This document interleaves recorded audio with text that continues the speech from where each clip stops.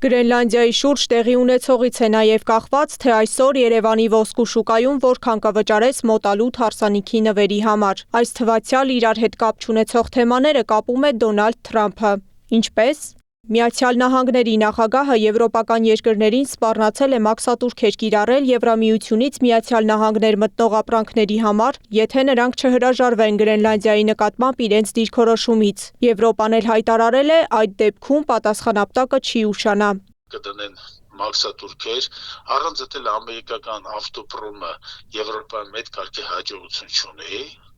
Այս արդյունքը լինել է, որ ամերիկական էքսպորտը դեպի Եվրոպա հիմնական ավտոմոբիլներ, չէ, մեկ էլ բարձր տեխնոլոգիական սարքավորումներ,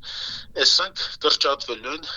քանակային իմաստով, ծավալային իմաստով։ Արդյունքում աշխարհաքաղաքական գործընթացները հարվածում են նաև սովորական սպառողի գրպանին։ Ոսկու գինն այսօր համաշխարհային շուկայում պատմական ռեկորդ է գրանցել՝ 1 ունցիան $4,666։ Դա նշանակում է Հայաստանում 999 հարգի ոսկու 1 գրամը կարող եք ձեռք բերել 56,000 դրամով, մինչդեռ ընդամենը 1 ամիս առաջ նույն հարգի ոսկին 53,000 դրամ արժեր։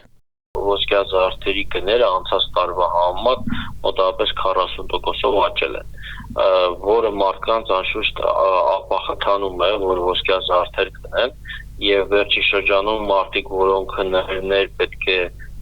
գնեին ոսկյա զարդերի տեսքով, նախընտրում են գումարը նվիրել կամ այլ իր, քանի որ կա վտանգ, կա այսպես կանխավարկած, որ այդ զարդիկինը կարող է մի քանի ամիս հետո կտրուկ իջնել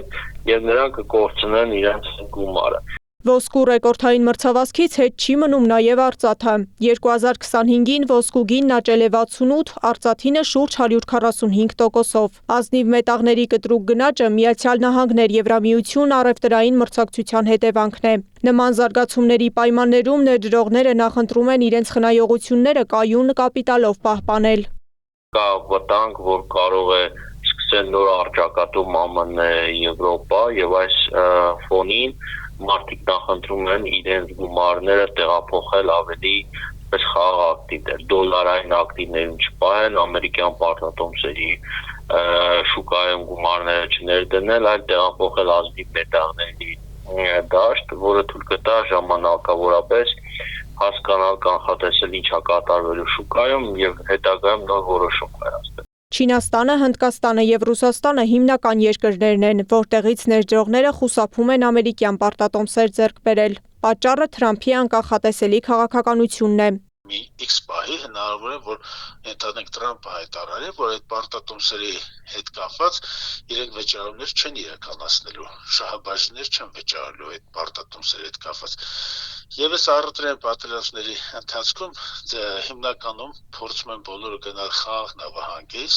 Միացյալ Նահանգները վերջին 1 տարում ավելի ակտիվ է կիրառում մաքսատուրքերի բարձրացման քաղաքականությունը։ Վաշինգտոնն իր պաշտոնական բացատրությունն ունի։